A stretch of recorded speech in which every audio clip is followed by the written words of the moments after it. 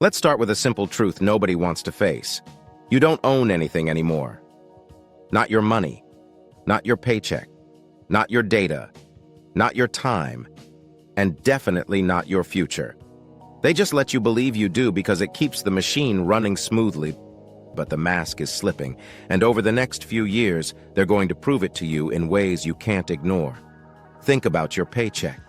Before it ever hits your hands, 10 different groups take their cut. Taxes, insurance, fees, debts, subscriptions, interest, penalties. Everyone grabs a piece before you even get a say. And then you're left standing there with whatever crumbs remain, pretending it's yours. But if you really owned it, you wouldn't need permission to access it. You wouldn't need to wait for deposit windows. You wouldn't need your bank to approve a withdrawal. You wouldn't need your employer to release it on a schedule. You wouldn't have apps telling you when you're allowed to spend what you already worked for. Your paycheck doesn't belong to you. You're renting it for a few days, and it doesn't stop there. Look at how the economy is shifting. The world has quietly become subscription-based, not because it's convenient, but because ownership is power. When you own something, nobody can take it from you. When you rent something, they can shut it off with a click, and they love having that switch. You don't buy cars anymore, you lease them. Even if you own them, automakers can now disable features remotely or lock you out of repairs. You don't buy movies, you stream them. You don't own software, you subscribe to it. You don't own music, it lives behind a paywall. You don't own a home, you take on a 30-year mortgage that can collapse the moment your income falters. You don't own your phone, miss one payment, and the carrier shuts it off instantly. The list goes on. Ownership has been replaced with access, and access can be revoked. But here's the part they really don't want you thinking about. The part that's exploding online right now because everyone is finally waking up to it. The real reason ownership is disappearing is because ownership creates independence, and independence is dangerous to people who want control. If you own your land, you can't be pushed. If you own your money, you can't be steered. If you own your time, you can't be conditioned. And if you own your mind, you can't be programmed. So they've spent the last 20 years replacing ownership with dependency, step by step, inch by inch, subscription by subscription. And they've wrapped the whole thing in convenience. It's not convenient, it's conditioning. Look at your phone. It's the perfect example. You paid for it, you carried it, you rely on it for everything: money, maps, communication, identity. But you don't own anything inside it. Apps decide what you can see, companies decide what you can install, terms of service, agreements you never read, decide what you're allowed to say, how you're allowed to behave, and what gets taken from you. And every day, millions of people wake up to new updates that move the fence a little closer.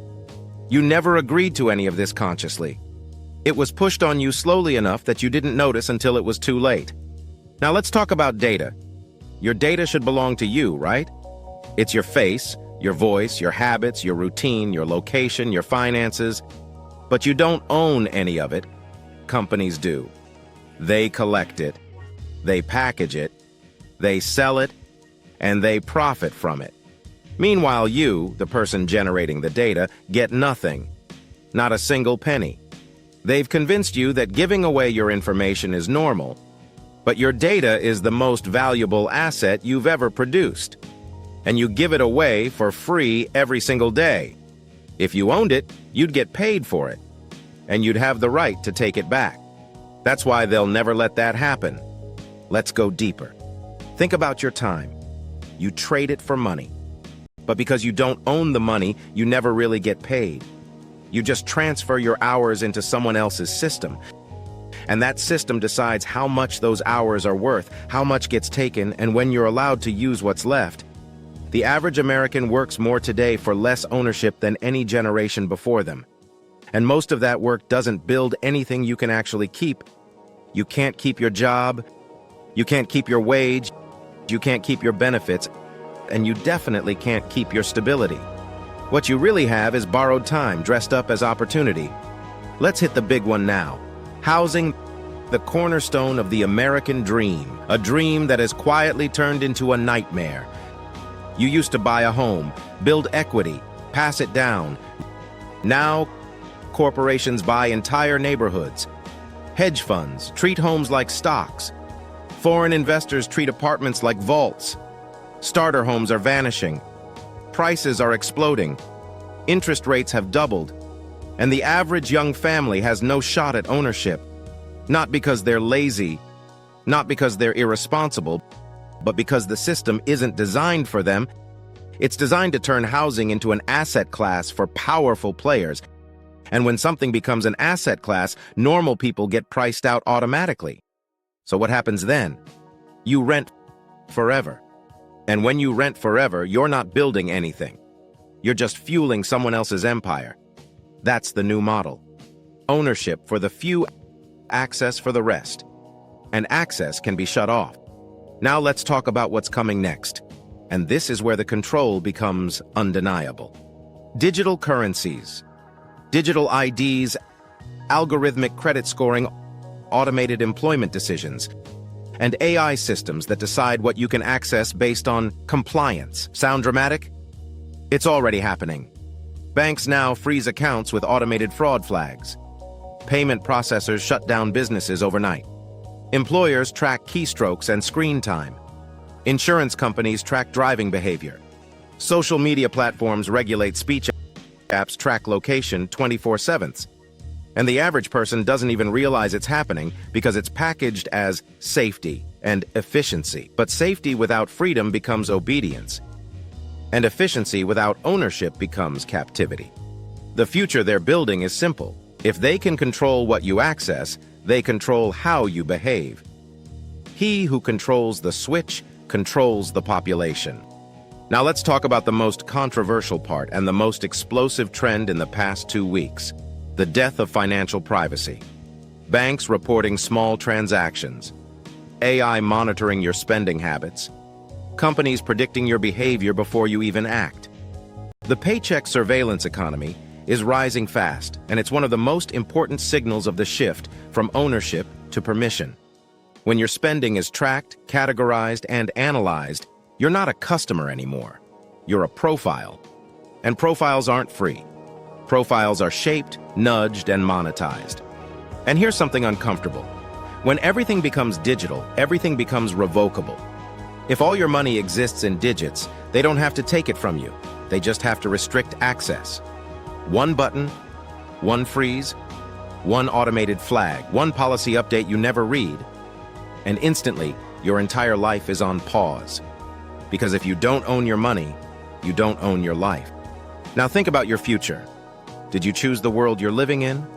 Or did it slowly form around you while you were busy working, paying bills, and trying to stay afloat? None of us voted for a subscription economy. None of us voted to lose ownership. None of us voted to be tracked, monitored, and regulated through software updates and policy changes. But it happened anyway. Not through laws, but through convenience. Not through force, but through dependence. And now the bill is coming due. But here's the part they hate. You can still fight back.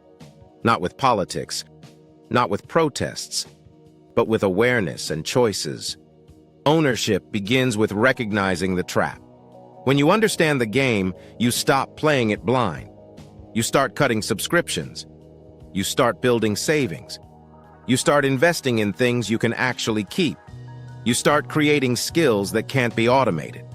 You start building independence one decision at a time. They want you overwhelmed. They want you confused. They want you believing this is all normal. Because confused people don't resist. But aware people draw lines. The truth is simple. You don't own anything anymore, not because you can't, but because the system profits when you don't. The moment you start rebuilding ownership over your money, your habits, your time, your skills, your future, you step off the conveyor belt, and nothing terrifies them more than individuals who stop being compliant consumers and start becoming independent human beings. So ask yourself the real question: if ownership is disappearing everywhere, what's the one thing you can still reclaim today? Because the moment you choose even one thing to truly own again, You become dangerous in the best possible way. And dangerous people can't be controlled.